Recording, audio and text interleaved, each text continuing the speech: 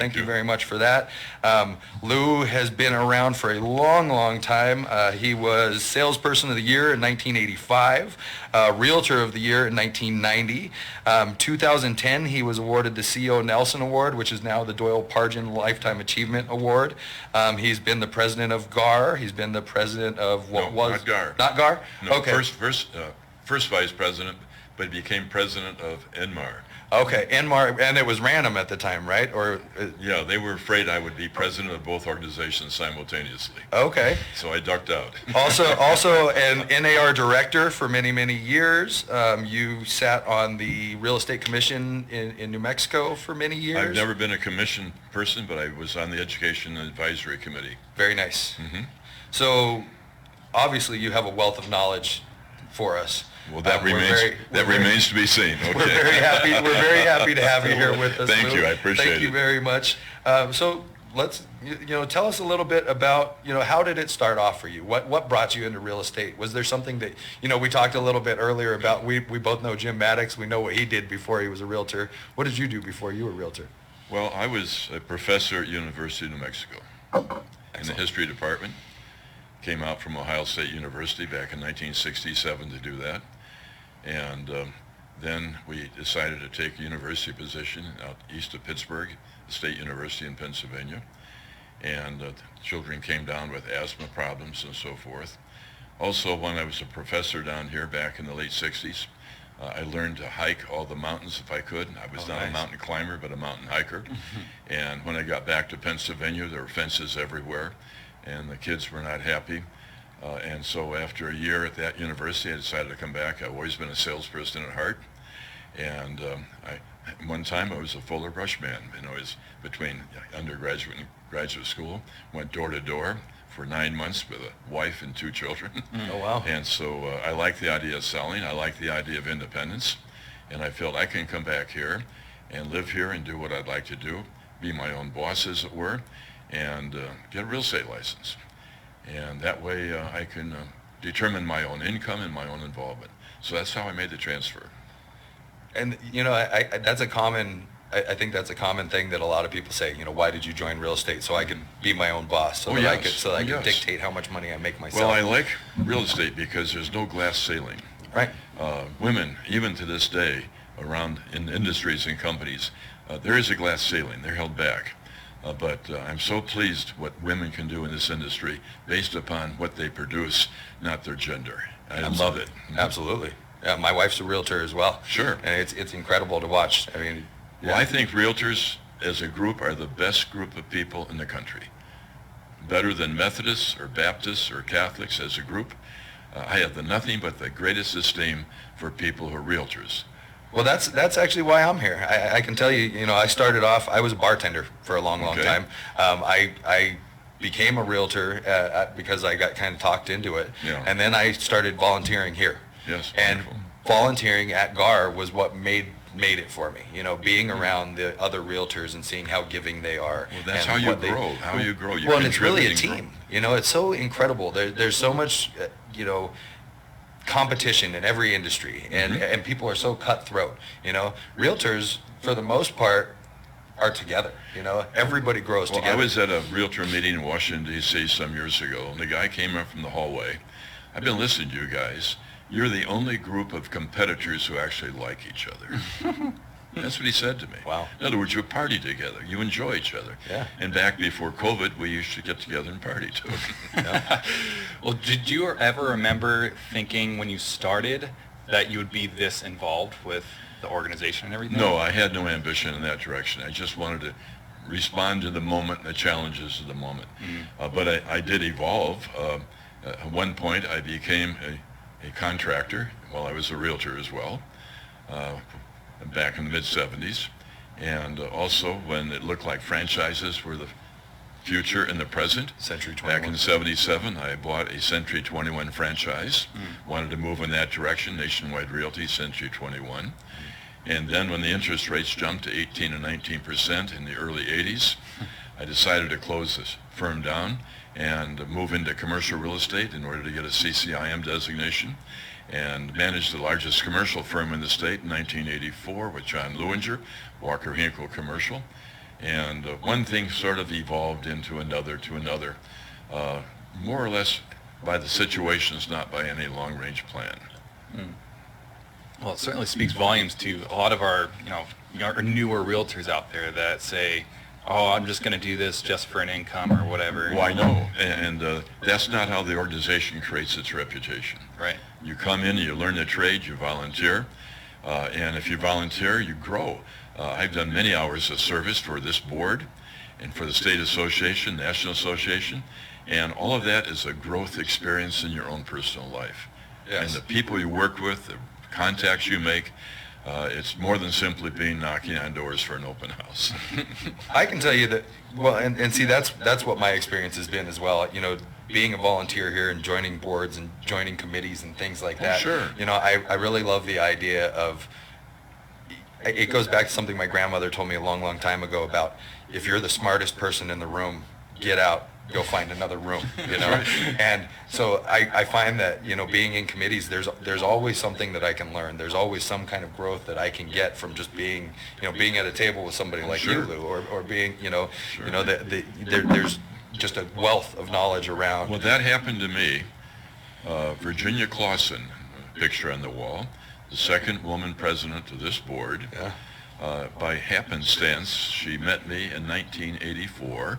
She was going to be the first chairman of the Random Strategic Planning Committee and was selecting herself 15 people from around the state, top leaders from around the state in real estate, to be on that committee. And by a chance meeting her in her office, she was impressed. She took me under her wing. She became my mentor. She knew everything at the national level, the state level, the local level. And she changed my life and redirected it, because she said, if you work with me, I'll show you the ropes. And Virginia Clausen, one of a kind. Wow. Yeah, you never know. That's, again, goes to show you never know what will happen just by putting yourself out there and volunteering. That's right. Helping Well, out. one thing leads to another, right? Well, and that led you into into big things. You became the president of Random. Yeah, because of Virginia. Because of Virginia. Mhm. And then from there, you became an NAR director. For 10 years, I was an NAR director, and because of my contacts there, Virginia and others, I was named the chairman of the NAR Commercial Investment Committee in '93, and our group came up with the idea of the commercial overlay boards, which allowed for Carnum to come into existence, because this board had a exclusive franchise 30 miles from the downtown courthouse, and we needed to have a commercial board in this town for commercial brokers, so that's what we did there. I worked with lawyers, became the chairman of the Risk Management Committee, 1995 for NAR, and gave me a lot of confidence working with lawyers from around the country and around the organization. And if you're smart enough, you find out there are people out there you get to know better, and they became my mentors. Nice. Mhm. Nice. Well, and then that led you to basically where we are now as transaction brokers. Right? Well, You want to that's tell right. that story? Yeah, I said before, the MLS was built by NAR back in the early 60s, whatever, by saying your competitors can be agents of your office. Right. All your competitors down the street will be sub-agents. So that's how they created sub-agency, and that's how they created the idea of the MLS. You'll cooperate with your competitors. And that made it happen. And so you could not put a listing in a board MLS from that date on until 1992 by directive vote by the NAR directors without offering sub-agency to the person working with the buyer. Okay. Then people came along and said, like Ralph Nader and some others, if you're working with buyers, shouldn't the buyer have their agent as their agent, not the agent of the seller through sub-agency? So the can of worms that worked so well came off the lid around 1987, 88, 89. Buyer agency came into the fore. And so then they had disclosed dual agency, which is really oxymoronic. How do I obey you and I'm loyal to the other party? I disclose everything, but I have a duty of confidentiality to both of you. It's an oxymoronic contradiction in terms. And so I felt back in the 90s when I was the director of NAR, along with some other people, that agency was not the way we should do business because it was too risk prone. In fact, it was pretty hard to explain to anybody how you disclose everything and yet keep it all confidential. It's what I would call an attorney's field day to make you really a loser. Right. And so Oliver Frascona, the wonderful attorney from Colorado, he's gone now, he coined the term in 1993, transaction broker, and made it statutory in Colorado in 93, and I caught on to the idea with him. And so I allowed people like that, and Jim Eckley down in Arizona, another wonderful attorney, to grow into the situation that maybe we should have something different. I want to mention to you the genius of what we have with transaction brokerage is not transaction brokerage. The genius is you are only an agent if you have a written agency agreement that creates it. Right, which is interesting to me. As a property manager, I have that with all of And my you sign it clients. up that way. Yeah, you sign it up. That's But absolutely before, how it in works. Colorado at that time, you were a transaction broker if you opted out of agency. And I Okay, talked to a so instead of wonderful- having to opt in, you actually had to that's opt right. out. I got that idea from a director from Idaho, who I knew well, and she said there's somebody up in Idaho that said, why don't you make it you opt into agency rather than opt out? And they never did it in Idaho, but that's what I done here. In other words, if you want to be an agent, be grown up about it, have a scope of authority, a written document like you do with your property management. Otherwise, you are a professional with license, with professional duties. Well, it changes everything. It I does. mean, it changes the idea of agents being Well, sued. for you're things right. that, But once people in New Mexico had a chance to be a transaction broker without agency, within 6 months, everybody was working that way.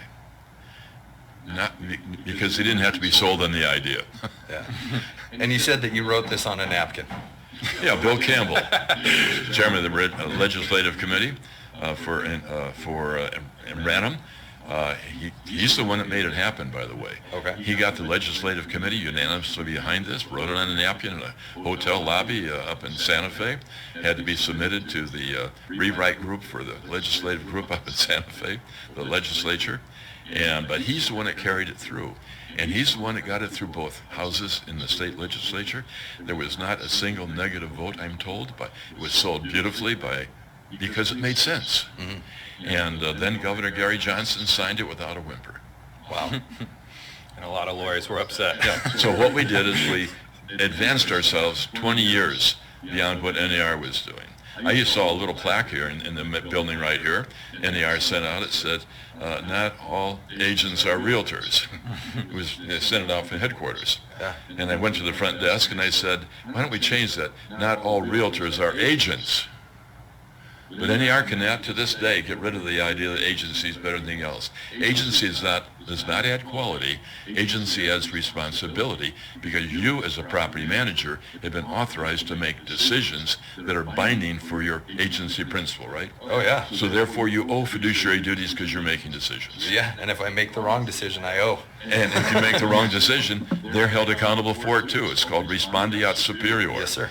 So it's not a very simple relationship. No, and a lot of states, it's interesting to me that a lot of states still carry agency. I mean, I understand, is it Texas? Texas still an agency state? Well, all states are basically agency states. They have come up with dual agency, and they call it transactional brokers, so you're an intermediary that way. But it takes somebody who wants to put their shoulder to the wheel to say, we're going to make a change. And when you do that, you make friends and you make enemies. Sure. I had a person from Texas in a class, and she said, I know the president, I think, of the Texas Real Estate Commission.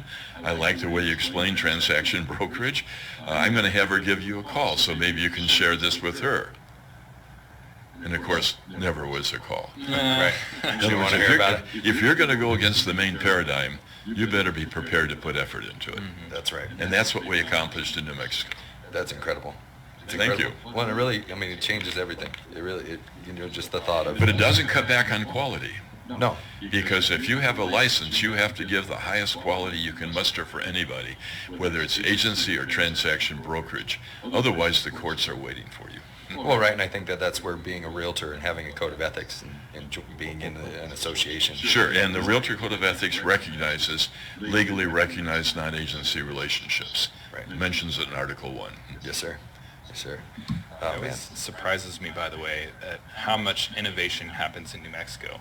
You mentioned like how much this basically was one of the first states that started that type of stuff, but we've heard from a lot of our other Oh, sure. podcast guests that And we've had some very bright and able people in New Mexico.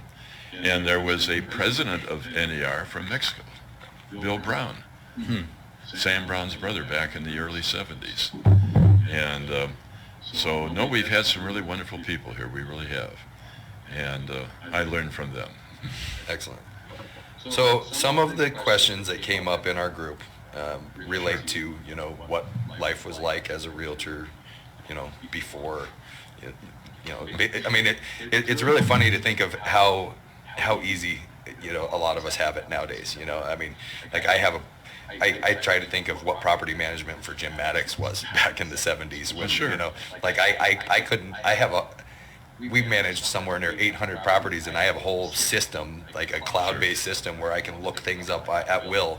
I can know anything about any of my properties just on my phone. Well, let me respond to that generally. It used to be the MLS had a crap sheet they Right. sent Big out book. every day, and we put it into a little booklet, all the new listings, the expireds, the solds.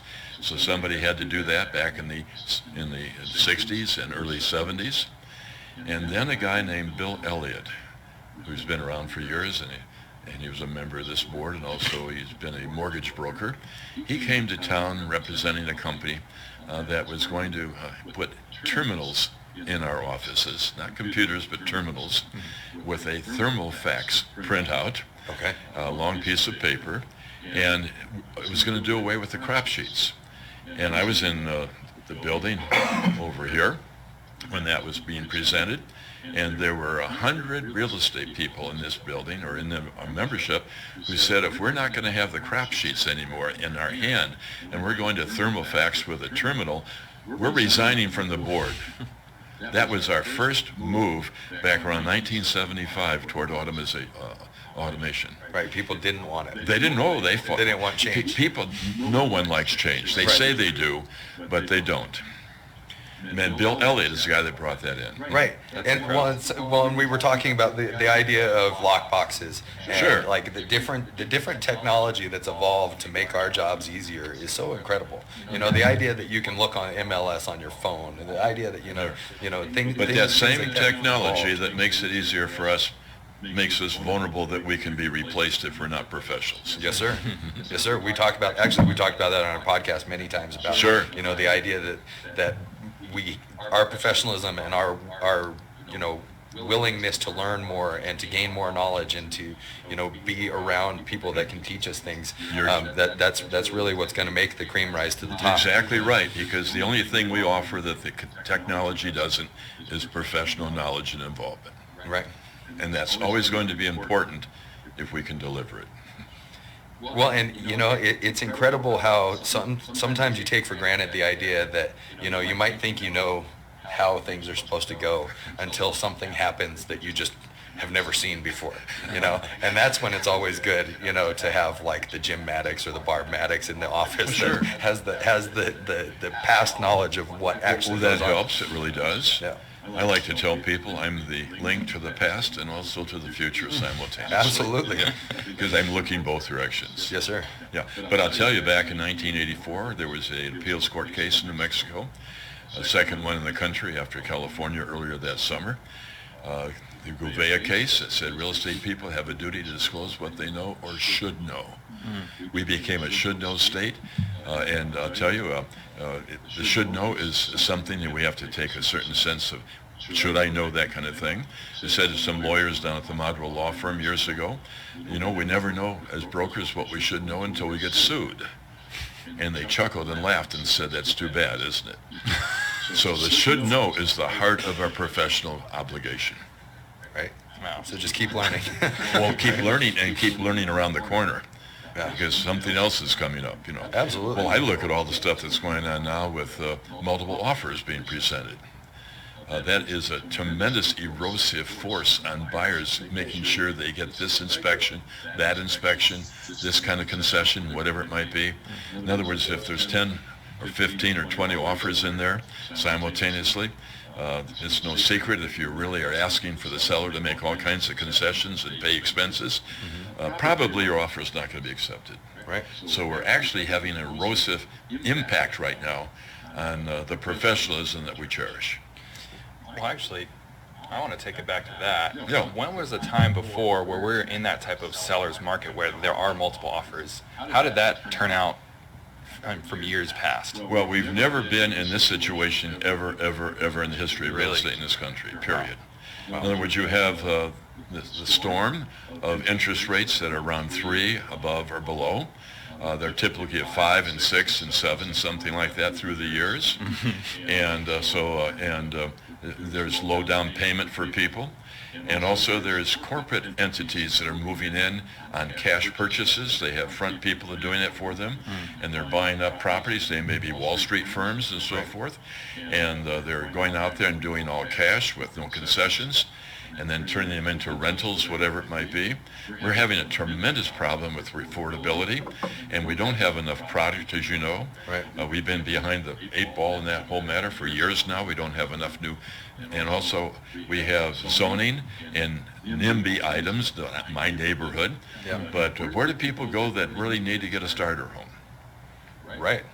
And the answer is not LA, not Santa Fe, not Albuquerque. Well, not Albuquerque now that our median house. No, and not Farmington. Yeah. And believe it or not Alamogordo either. Be Los Lunas? Is that where we're trying to narrow that down? Where do Oh, people yeah. go for a starter? So home? we're in a Around perfect shop. storm right now, and it will not last forever.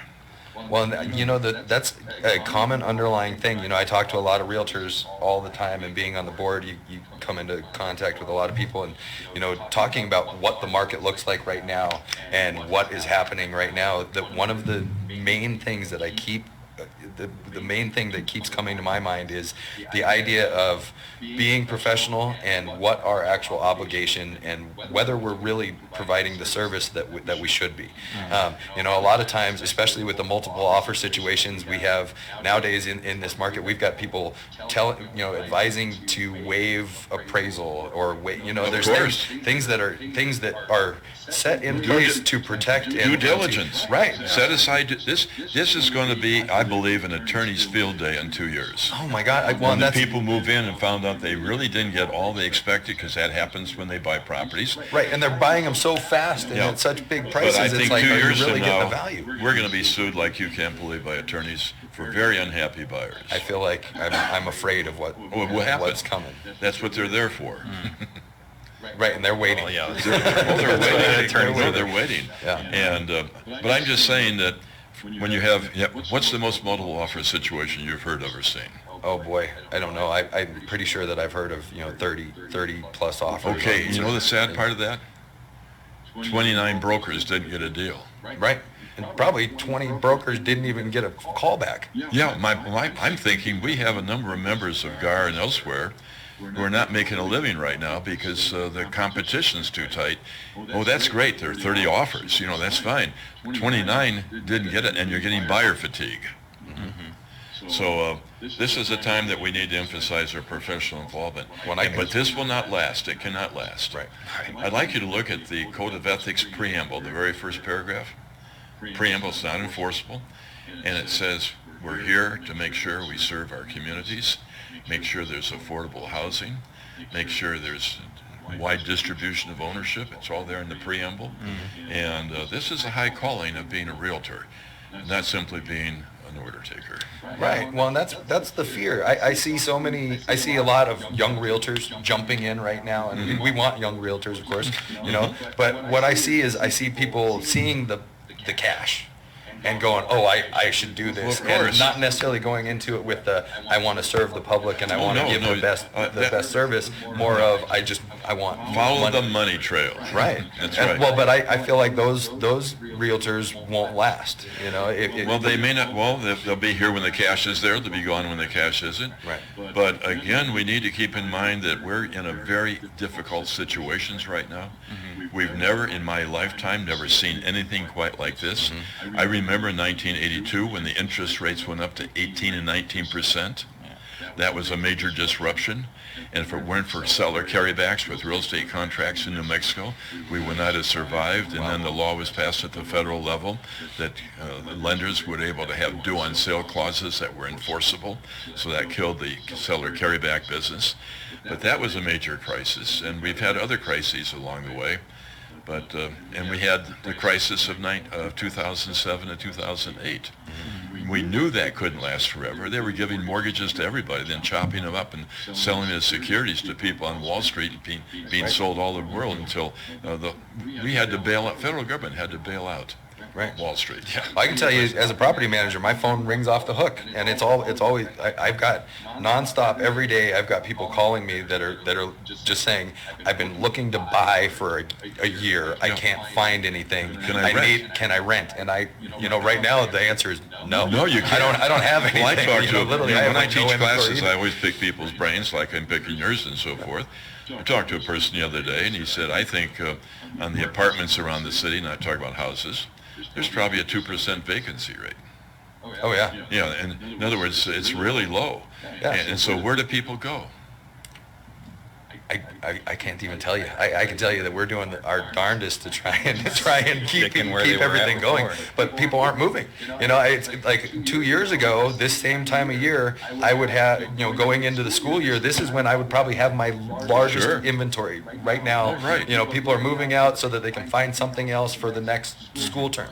Right now, that's not happening. 2 years ago, I would have a harder time renting my 3-bedroom houses than I could rent a 1-bedroom. Because the 1-bedroom, people were just looking for somewhere cheap to stay that they could go and do whatever else they did. In fact, are they renting it without seeing it too? Now they're applying without seeing it. They're applying without even I'm literally having people put money down, I need it now. I don't care what it is. Okay, this will not last. No, and it shouldn't last. No, it will not last. Yeah. The nature of the universe, it will not last. Yeah.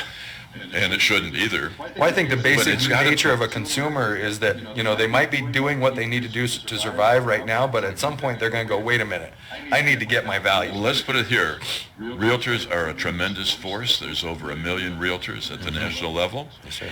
And we're people who have the community at heart. We're special, as I said before.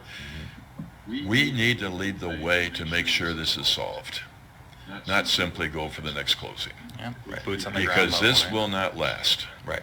In fact, maybe it's time for us to join hands and say the realtor prayer together. Do you know the realtor prayer? No, sir. No, there is no realtor prayer. Okay. I'm please enlighten me. We got suckered into that one. In other words, what we pray do all the time. we roll up our sleeves and make it happen. That's what realtors do. Yes, Well, sir. You bet. my hope is we mentioned the younger realtors just getting the commission breath. My hope is that they are going to follow in what I see as your footsteps, talking about when you started, you had no intention of getting that involved, hoping that those people now are going to do the same thing, because that's what is going to keep them sticking around, and but we need to get involved in solving the problems that are not being solved right now. Yeah, absolutely. And there are tremendous problems. In fact, part of this is zoning, R1 zoning. This was very good for the 50s and 60s. Everybody had their large lot and so forth. You couldn't have a duplex or a fourplex or whatever it might be in certain areas. Had to be C1, whatever it was, R2, or I guess R3. Right. And that's got to change. It's been changed in Minneapolis. And I'm not sure what the answer is, because the answers are not obvious. But if we don't have answers, we're in difficulty. Well, there's a lot of cities that grew too fast and had to go back. Like you look at Detroit. They expanded greatly to where they were too big and they ended up having to kind of downsize. That's when back the in. auto industry changed. Right. It all goes back to jobs and economics. Right. And I'm concerned about our climate. I'm concerned about water. I've been here since '67, basically. And the Rio Grande, there was an article in the Albuquerque paper a week ago. Is it the Rio Grande or the real sand? I don't know if it's the front page. Well, look at Elephant Butte. And Elephant Butte is only, a third of its capacity, whatever it might be. I mean, it's incredible how low And it is. then there was an article someplace I saw the other day about people up north of Mora, where Barbara Maddox came from, and the acequias up there are drying up. And in California, they're determining whether the acequias for almond groves and so forth are going to get the water, whether the cities are going to get the water. And I don't know when this is all going to change. But I'm surprised that companies going to Phoenix right now, for instance, where it's too hot and they don't have really a good water supply except from the Colorado, with the cap, the water coming over that way, why they're spending billions of dollars. And then I think of Chaco Canyon. You ever been to Chaco Canyon? I love Chaco. Okay. So one of the greatest things, I mean, if you haven't been to Chaco, you got to go to Chaco. You know why Chaco didn't succeed? Why? Because it wasn't built close enough to the freeways. No, climate change. Sure. And there was a disbursement of the people to the pueblos and so forth. But Chaco had commercial contacts all the way into Mexico and so forth. Yeah. Well, yeah, they've got parrot feathers They found do. in there, and They do. cocoa beans, the And, trees that but came I'm just from saying, hundreds and hundreds of we've miles got to away. make sure that we take care of our market and our people because we're realtors. Right. Code of Ethics Preamble, Article 1. Well, it's interesting to think of, how time is cyclical like that. Chaco Canyon at the time was the mecca of the central world. People came from all over to trade, and most of that history is pretty well unknown to us still to this Have day. you ever gone down to Mountain Air and seen the big ruins down there? Yes, sir. Yeah. What's it called? Are you talking about the Pueblo ruins, abandoned.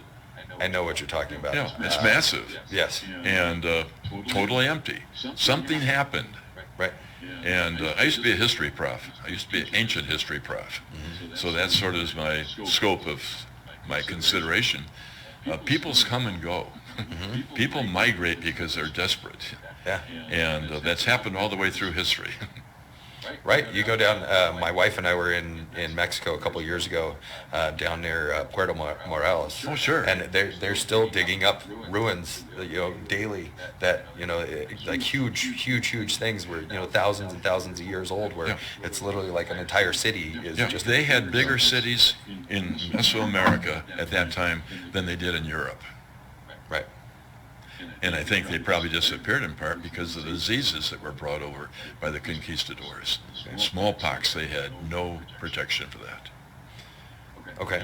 Anyway, that's good news. What do you want to know about the past? I was going to say, is there any hope out of that doom and gloom discussion about water? No, we're not doom and gloom. We're talking about we've got a job to do. Right, okay. And I'll tell you, this organization contributes good money for the community, right? There's a fund. Yeah. And that's the kind of thing that we need to expand on. Okay. We are the people that can make a difference in this community, in this country, this state. The realtors are the people that can do it. We've got to do it. Better than any other group. Well, and I think that's a beautiful thing. The realtors get together, and if we need policy change, realtors get together and we go to the legislature. If we need something to happen in the city, realtors get together. They go to the city council. You're absolutely right. We get in front of. There is no other group to. like this group. We can make it happen. Yeah. Well, I think Because of who we are. I think we are. Yeah, we are. think But I we're say continuing to- the mantle falls upon our shoulders. Yes, sir. Yes, sir. Well, and I think that's something to absolutely remember is that level of care, that preamble to our code of ethics. Oh, yes. That is who we are. This is who we are. This is why we're here. And this is how we face every new challenge. Yes, sir. You Very hear that, good. guys? Mantle's on your shoulders. Take a second out of your day to just think about exactly what Lou's saying about the community and everything and how we can help as, realtor organization. Absolutely. Good. I think that's something worth remembering, worth noting to everyone. Thank you.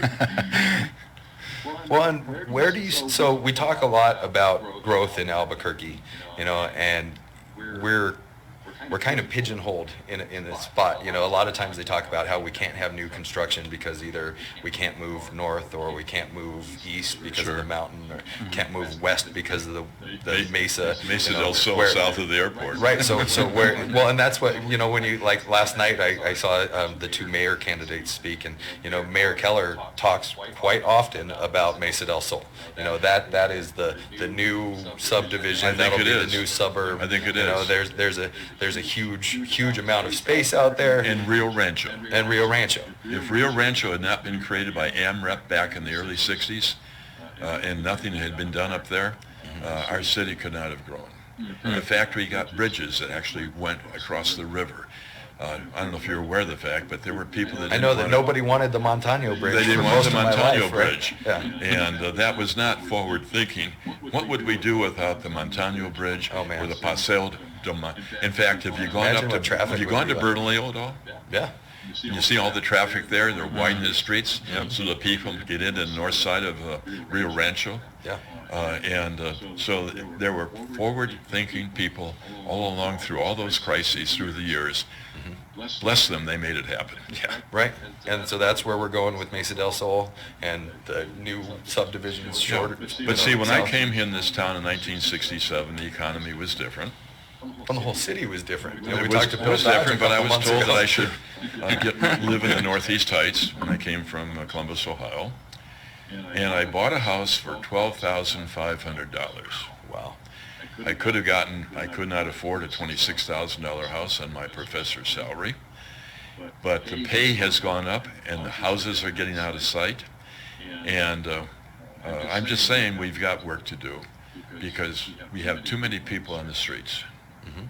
We have too much crime. And we have too many people that are being hassling. I mean, I read the paper every day. Somebody else is being shot. It's a law enforcement person or a neighbor, whatever it might be.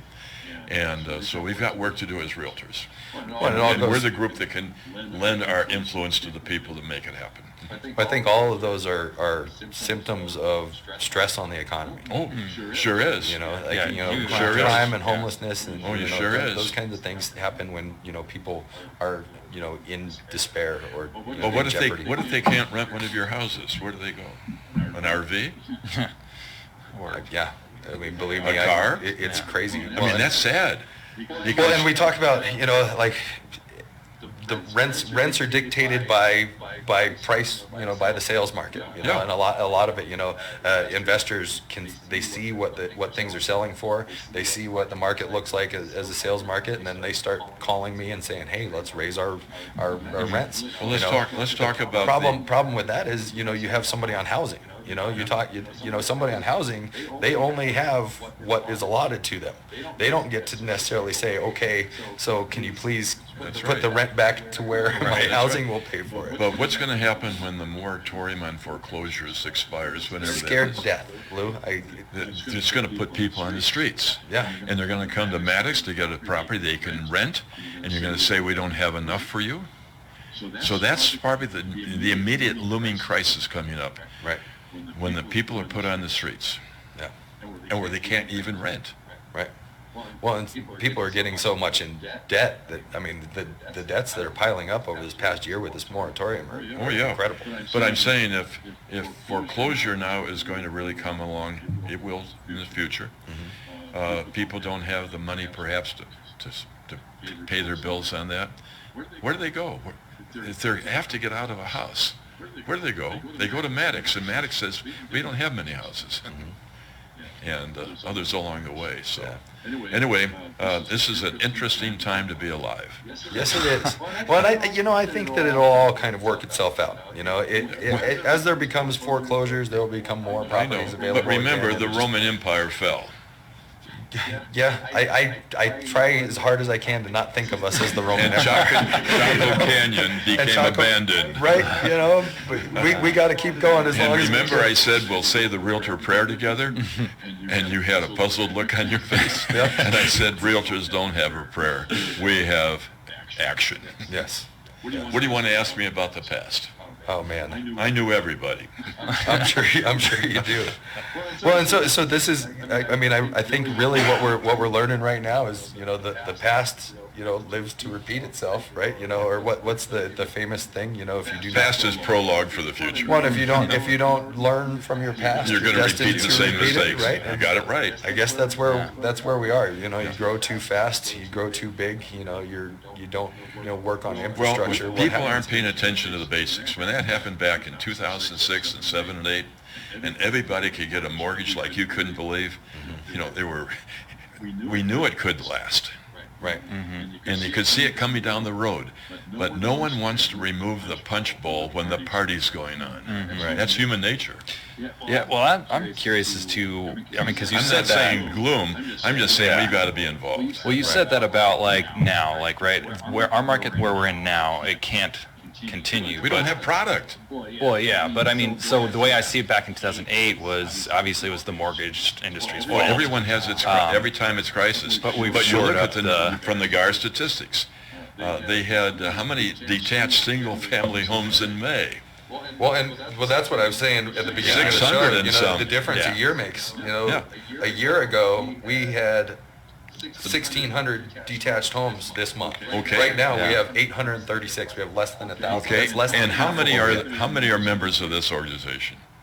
Oh wow. Well, Of GAAR? I'm talking about the sellers. About 4,300 anyway, right? Listing. yeah. 4,300 6,000 people chasing statewide. 800 listings. Yeah. That's not rocket science. It's hard. Well, and people are still doing business. It's really incredible. Somebody is. Yeah. Yeah. Well, and some, people are going back and forth. There's definitely headaches. No, it takes extra work, but I'm just saying there's some underlying economic gaps that need to be taken care of. Yeah. Well, we've certainly shored up the mortgage side of things. I personally don't think that that's going to be the reason why. If we're talking about an economic collapse the next couple of years, it's not going to be. Well, let's on the put it this mortgage way, side. too. The Fed is under a certain amount of pressure from certain people, and the Wall Street Journal, they talk about it. Maybe we're going back into inflation. And, building costs, for lumber, on a house, a single house, the building material cost went up like $30,000 on a $500,000 house that quickly for artificial reasons, but it went up. We joke about, so a year and a half ago, I built a chicken coop, right? There you go. And I bought 8 pieces of plywood, and each piece of plywood was $11, right? There you go. Nowadays, I wouldn't have built the same damn chicken Okay, coop. We would have figured out some other way to do it because I wouldn't have. Wouldn't by 8 by 10 plywood, when that be $7 or $8, it'd be $30. Right. So now all of a sudden, my stupid chicken coop cost me $1,000 instead of the $300 that I spent on it. Like, why would I wouldn't want chickens at that point. Yeah, anyway, this is a very interesting time to be alive. It's time to be optimistic. It's time to be working for solutions. Forward thinking. And forward thinking, because it will not, by default, heal itself. Right. Yeah. Wow. Anyway, I've been around for a half of the time that GAAR has been here. I remember when it was over on Lead in the headquarters, and the executive officer was Walt Williams. And so you've been here before this building. Oh, yes. And then Max Manser came along. He was probably the greatest executive officer among others. He was tremendous, and I would not put anybody down. I think we're really blessed to have Kent Cravens. He's really a super guy. I think Janice McCrary came in when we had an embezzlement at this board. You ever heard of that? No, I have not. Well, then I Is that won't. something, Do that, tell. Is that something that we don't talk about? Then I'll wash my mouth out, okay? But she came in when the board was in crisis because of that. And she was the GAD, the Government Affairs Director, a beautiful woman, very talented, a CPA.